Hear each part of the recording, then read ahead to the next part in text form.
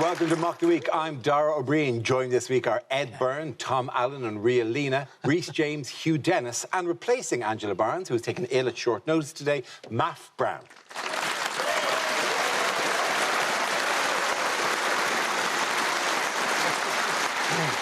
We start tonight with a round called If This Is the Answer, What Is the Question? On the board are 6 categories. Ria, which category would you like?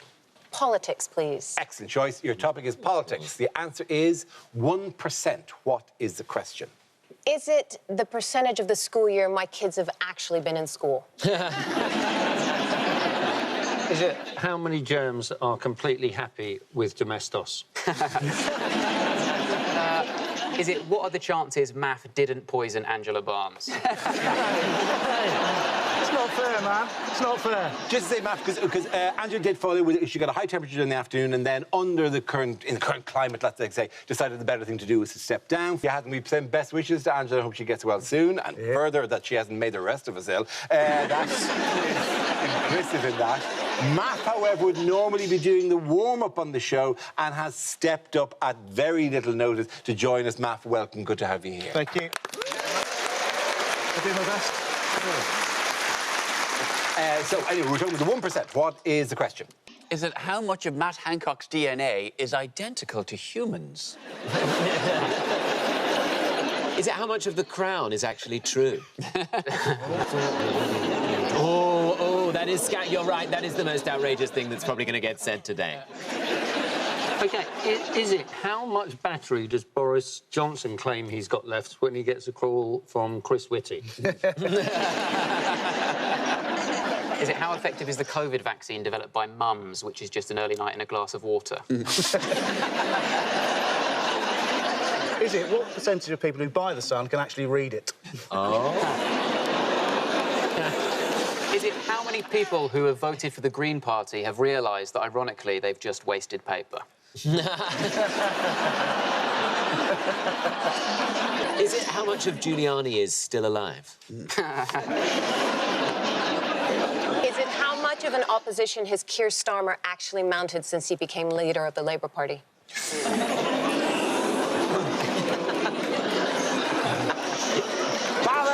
Balance!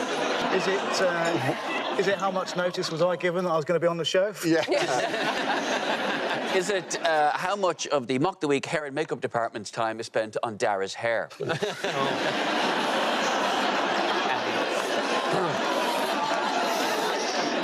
I shouldn't say this because I'm new, but I was in makeup with Dara and she, like, Pritt-sticked his head. Did they add hair? They know. They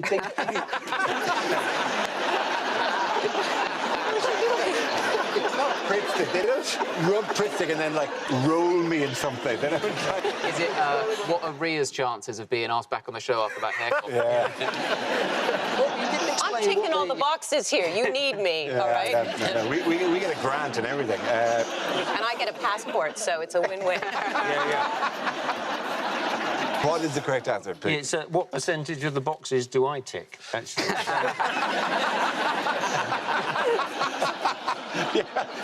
The least diverse panellist in the world. Yeah, well, it's true. Well, right now, I think I'm probably representing the elderly, so that's... Yeah. OK, it's how much of our Zoom audience will still be left at the end of the recording? The real answer is what percentage of the country will be in Tier 1 under the new COVID regulations? That's absolutely right. Thank you very much, you guys. Yeah. The question I was looking for was how much of England's population has been placed under the lowest Tier 1 level of coronavirus restrictions. This is the news that as the national lockdown ended at midnight last night, it was replaced by a toughened-up version of the tier system. 99% of the country found itself under Tiers 2 or 3, while just Cornwall and the Isle of Wight were under Tier 1 restrictions. What's the point of being in Tier 1 on the Isle of Wight? It's still the Isle of Wight. I mean, what are you going to do with your freedom? Pop to the local well and wish you were in London? I mean... The tiers, I mean, they're not... The discrepancies are both too small and too wide. The tiers are essentially pubs are open if you're hungry, and sorry to hear that you have died. Substantial meal is the catchphrase at the moment. Like Scotch egg, that's all you need. Is Scotch, is Scotch egg a substantial meal? Is the key? Apparently, it's only a substantial meal if it's served with table service. Which, if that is the definition of a substantial meal, none of my children have ever been fed a substantial meal by me. The thing with the Scotch eggs is that you have... So if you wanted to order, like, a round of shots, you'd have to order, like, Scotch eggs to go with each shot. Imagine that at the end of the night. Like, right, lads, got us 12 Scotch eggs. Come on. Do you slam your Scotch egg, or do you... I think you have the shot... Right. And then you bite into the Scotch egg and go, oh, it takes the taste. Do it like a Jaeger bomb and dissolve it like a Barocca. Oh, that's nice. Drop the Scotch. Yeah. When people talk about their hangovers now, it'll all be in terms of how egg-bound you feel. It'll be like, oh, man. Oh, I hit it hard last weekend. It's Tuesday, I still haven't had a shit.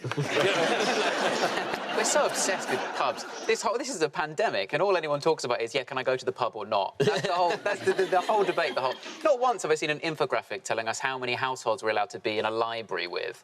But never has there been. There's not been an angry tweet saying, "What? They're shutting the museum at 10." This is a disgrace. Also being city and country. Have you heard about this? What, the difference between the urban environment and the rural environment? Exactly, and how the rural environment is... The people in smaller villages and towns are angry because the cities in their county is what's causing them to be tier 2. Oh, yes. Bromley, where I'm from, basically, for a time, it's like, oh, no, we're London now. We're basically London. All the houses are London prices. And then suddenly everybody's like, no, we're leaving London now during the pandemic. Like, oh, we're Kent. We're actually Kent. And now Kent's gone into tier 3. Everyone's like, no, we're London. We're London. We're London. People in rural pubs don't want people from highly infectious cities to go there, do they? And that is essentially just returning to the old days, isn't it? Because rural pubs have never been that welcoming, have they? Whereby you just walk into it, people go...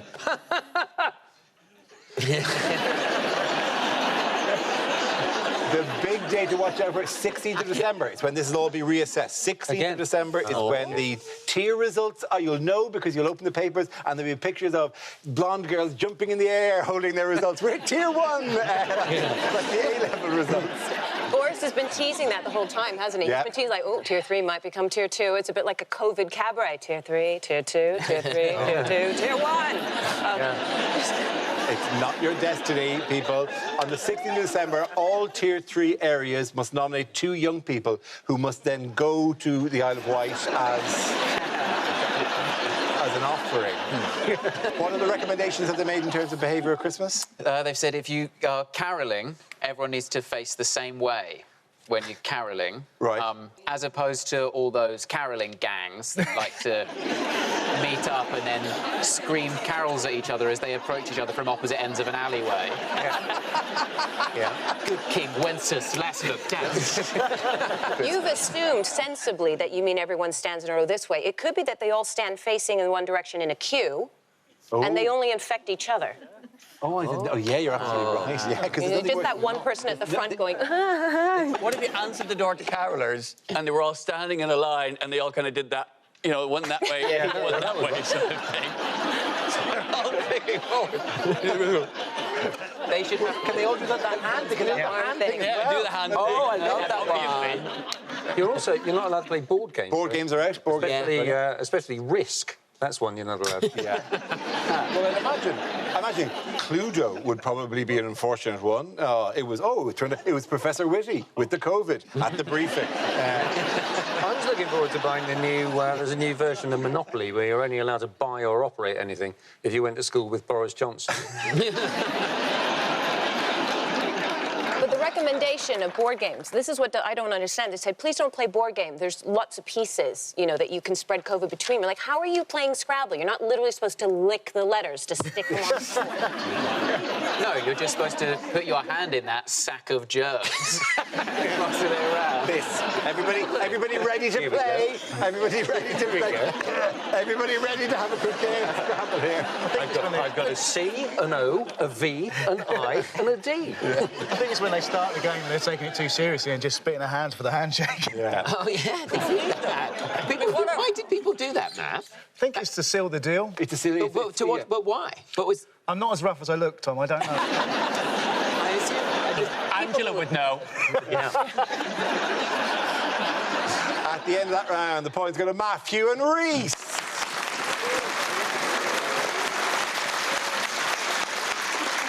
Now we play a round called Donald Dumped. This game involves Math and Tom. So if you could make your way to the performance area, please. This round is a stand-up challenge. I launch the wheel of news, and wherever it chooses to stop, one of our performers must step forward and talk about that subject. OK, here we go. Our first topic, please. Let's spin the wheel. And the first subject is fitness. Who wants to come in on that? Math.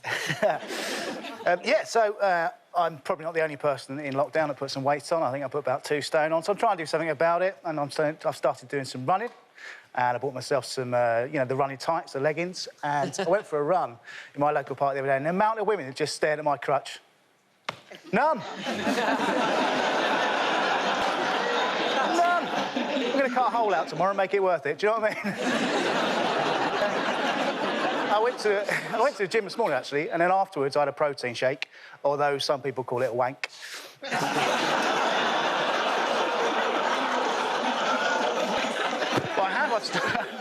started looking after myself better. I've started cooking properly. I've started cooking with coconut oil. Well, Malibu, same thing, innit? And I've also discovered you've got to be very, very careful offering a fat person a Kit Kat Chunky, because they can take that the wrong way. Doesn't matter how you say it. Do you want a Kit Kat Chunky? Doesn't matter, they just get upset. Because I spend my life on the road. Normally, when we're doing this for a living, you know, you go out and I go to a lot of restaurants. I went to a really rough restaurant the other day. This is how rough it was. Ordered a lamb shank, got stabbed by a sheep. How rough is that? And the drinking as well. The drinking in lockdown, that was a lot. I did a lot. So I've sort of stopped that now. Now I only drink on special occasions, like people's birthdays, on Facebook. Thank you very much, Matt. Thank you. Well done. That leaves us with Tom. Let's see what your topic is. Let's spin the wheel. And it's leisure. Oh, how did they get that photograph of me? That is how I spend my leisure time. Leisure time, I think, is most stressful when you're a child. I remember the only time you did anything you liked was basically when you went bowling. I remember, say it was someone's birthday, like Ryan's birthday. You have to go round to Ryan's house, and Ryan's mum, Anne, would answer the door. Anne was having a very stressful time. She'd say, come into my house, take your shoes off. You spend most of your time as a child putting on your shoes and taking them back off again, which was always very stressful for me because I didn't learn to tie my shoelaces until quite late. And I remember my parents saying to me, what are you going to do when you grow up if you can't tie your shoelaces? And I'd always say, duh, espadrilles. Still had to come out. Anyway, Ryan's dad would be taking you to the bowling. Now, this was a time when it was completely fine to transport 15 children in one stranger's car. There'd be 3 of you sellotaped in the front, 10 of you in the back, all in shell suits. I mean, if you went over a speed bump, you could rub together. You could catch fire. And then as a treat, 2 of you would have to travel in the boot. And he'd say, it's all right, I've taken the parcel shelf off so you can breathe. But remember, if you see the police, get down! It's completely fine to say to children. And then you get to, like, the mega bowl. You get out of the car, you'd have to run up the stairs, and then you have to take your shoes off again. You have to take your shoes off again to go bowling. I don't know why I bothered putting shoes on at all on this day, right? And you all know, you have to take your shoes off to put on the special grandma shoes that you have to wear to the bowling, because the bowling has got the precious wooden floor. You cannot tread on the wooden floor with outdoor shoes. You cannot do it. It's a special magical wooden floor. And then it would dawn on you, you had no idea how to bowl, because you were 9 years old and you weren't Roseanne Barr's husband. And so you thought you were trying to prove something. So you'd pick up a ball that was far too heavy for you, then you drag it to the end of the lane, lob it into the middle of the lane. It would immediately go into the gutter at the side, and that would be the end of your experience of bowling. And I remember thinking, even then, why is this floor so precious we cannot wear outdoor shoes on it? But it's completely fine to take a 15-kilogram marble and smash it into the middle of it. Thank you very much, Tom. At the end of the points go to Tom Allen. Well done. Very good.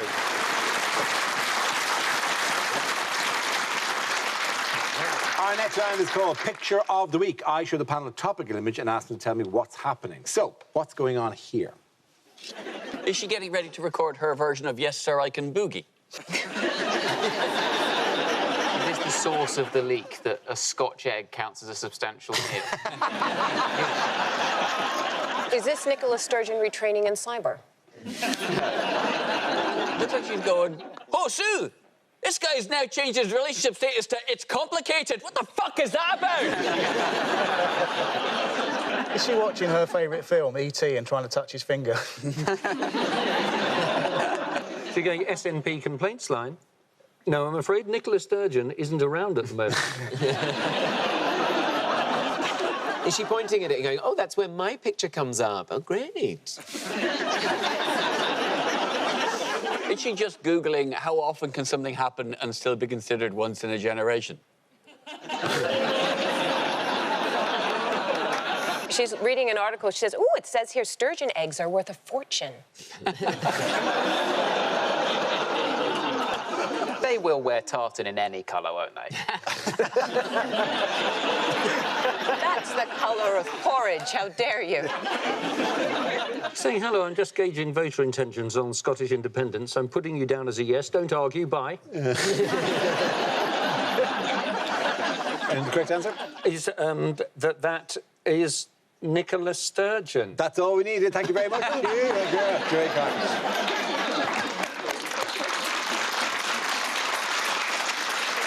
Yes, of course. It is Scottish First Minister Nicola Sturgeon who addressed the SNP's annual conference this week. What was her message to the SNP? Independence is a matter of time. It is. It's imminent. Imminent at any moment. She's just waited till now, till England are busy. Boris won't even know that she said this and that they're going to have another referendum. It's basically like waiting until your parents are having an argument to ask if you can use the car. It's fair enough, though, isn't it? Because they didn't... Scots didn't vote for Brexit and they didn't vote Conservative, so it's nice to give them a chance of having one thing that they have voted for. Stop letting the public decide stuff. Have we not learned? Stop letting the public decide stuff. If there was a referendum tomorrow called Pub or Nan, Guinness would sell out in 30 seconds. What I'm saying is, we need a referendum. It was supposed to be a once-in-a-generation thing. When was the last one? 4 years ago? It wasn't 4 years. It was 2014. It was 6 years ago now. And which sounds not that much, but, like, last March was 8 years ago. So it is... Yeah, I'm all for it. My 2 New Year's resolutions were get Scoxit done and coin a new political word.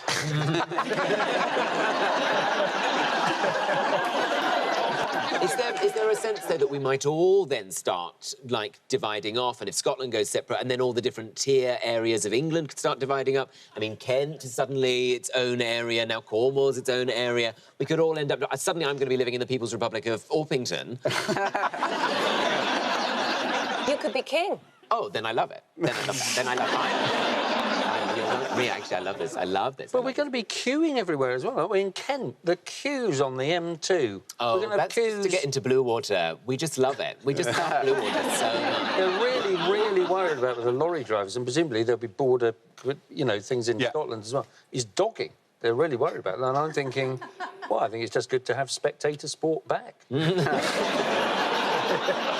But imagine if you had to put fake crowd noise on the dogging. I mean, where's the authenticity in that anymore? Would the commentator have to apologise for bad language halfway through? I mean, imagine the VAR on dogging, just seeing if it was in or out.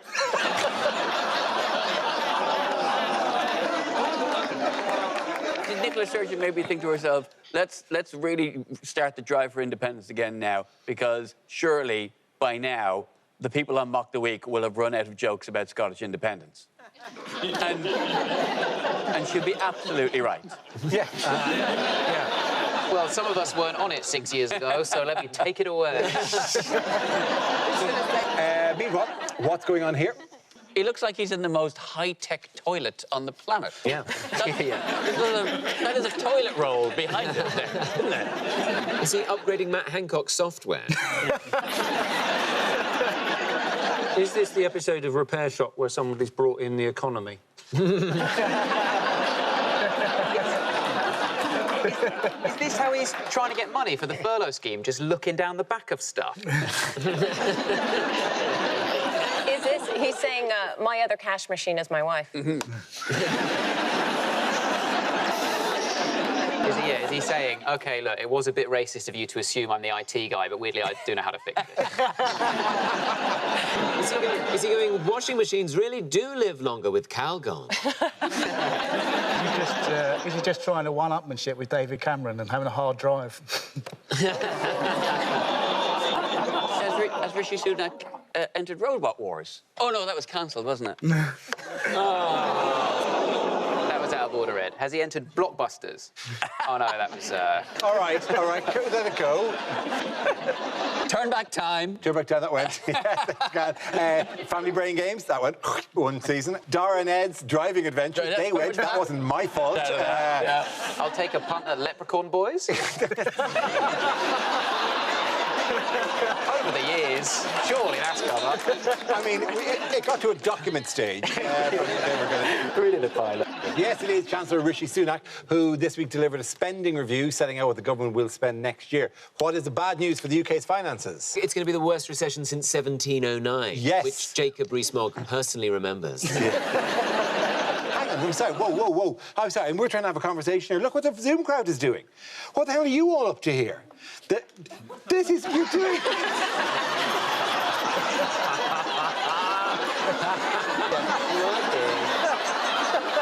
I mean...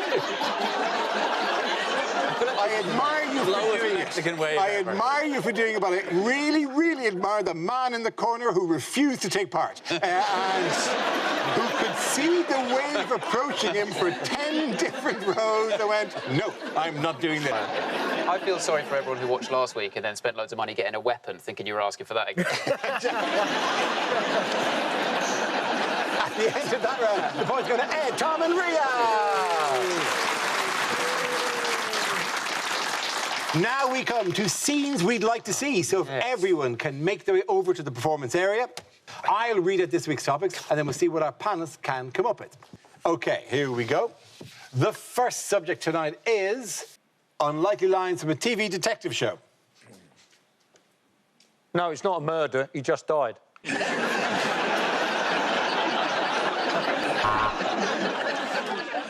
You're going away for a long time. You've clearly used up all of your annual holiday. Have a great trip. Yeah, no, it does sound like a lovely trip to Alton Towers. They just sort of meant call me if you remember anything about the case. Why does the chalk outline have 3 legs? Oh, that's not a leg. Impossible, Detective. It couldn't have been me. On the night of the 22nd, I was at home cleaning my murder weapons.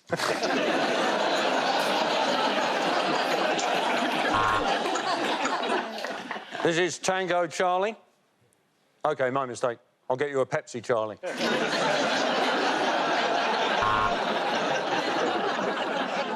And was there any ID on the murder victim? Great. Oh, today's date. It's their birthday. Get their arms. 1, 2, 3.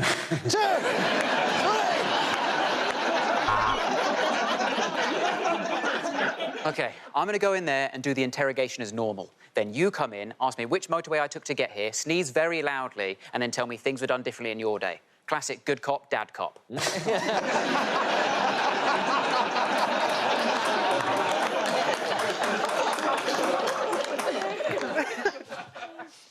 I'm from the SWAT team.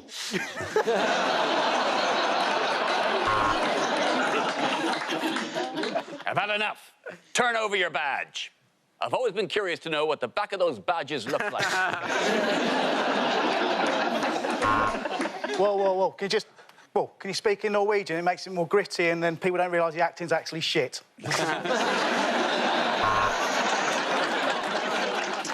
Yeah, there's semen on the bed sheets, there's blood on the walls. Maybe we should move hotel rooms.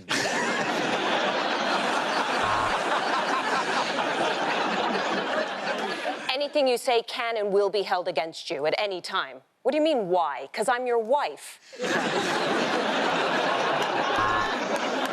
Unfortunately, the murderer's latest victim was a teenage girl.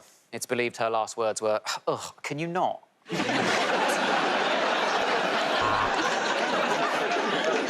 OK, so we've got hair samples, we've got scrapings from underneath the fingernail, we've got a bite mark, and that's why I'm sending this pizza back.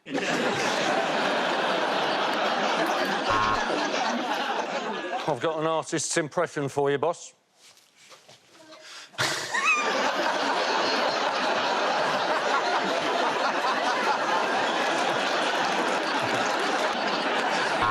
The next topic is unlikely lines from a romantic novel. She collapsed slowly in his arms. He sighed and reached for the puncture repair kit.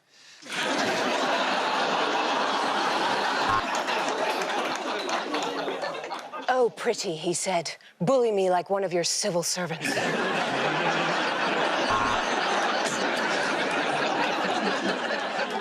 Let's make love, she said, but not here, upstairs. And with that, they climbed to the top deck of the night bus.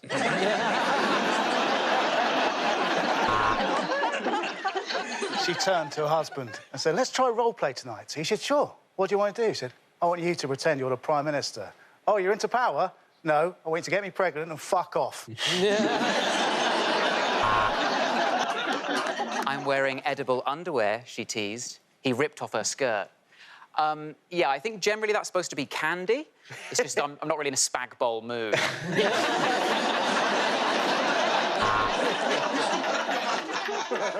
Next time, he said, licking cream out of her belly button, I'll remember to put the lid on the blender. As he climbed on top of her, Melania thought to herself, remember, he'll be dead soon.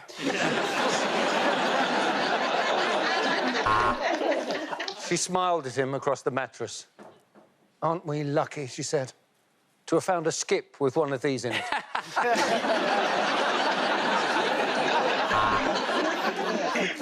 It was just like a scene from Romeo and Juliet, except I didn't take the poison and now I'm wanted for murder.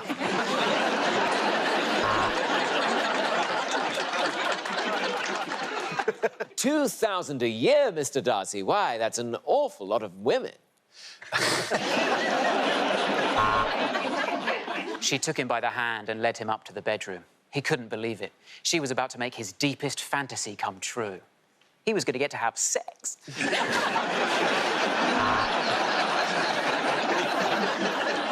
Go! Leave me! I cannot stand another minute in your presence. I could never love a man who thinks it's funny to superglue a woman's hand to her forehead.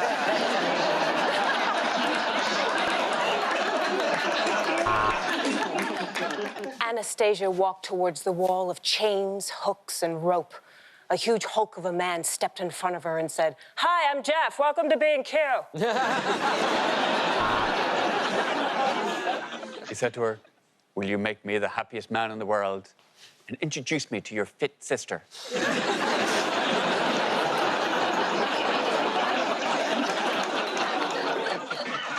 She knew she was being wooed, and now she told him to piss off. She was being very wooed indeed.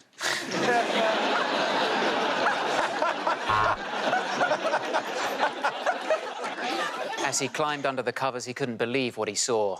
A beautiful woman with long blonde hair, big green eyes, and a perfect body tattooed on the arm of a plasterer called Dina.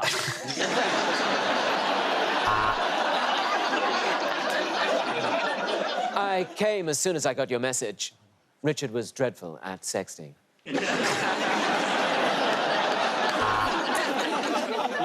He got down on one knee. "Will you marry me?" he asked. She flushed. "Oh, you should ask my father first." I don't fancy him.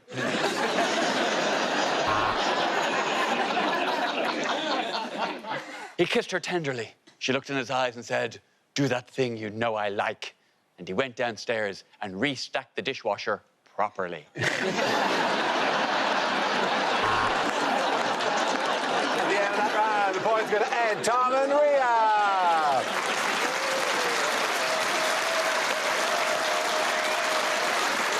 And that's the end of the show. This week's winners are Rhea Lena, Tom Allen, and Ed Byrne. Commiserations to Rhys James, Hugh Dennis, and Matt Brown. I'm Darrell Green. Thank you for watching. Good night. She's black, she's gay, and she's on her way. Navigating Hollywood behind the glamour. Meet Hattie and Friends in BBC Three's comedy 20s. Uplifting young people with real conversation. Young Bloods podcast. No shame, no judgment. Download BBC Sounds now.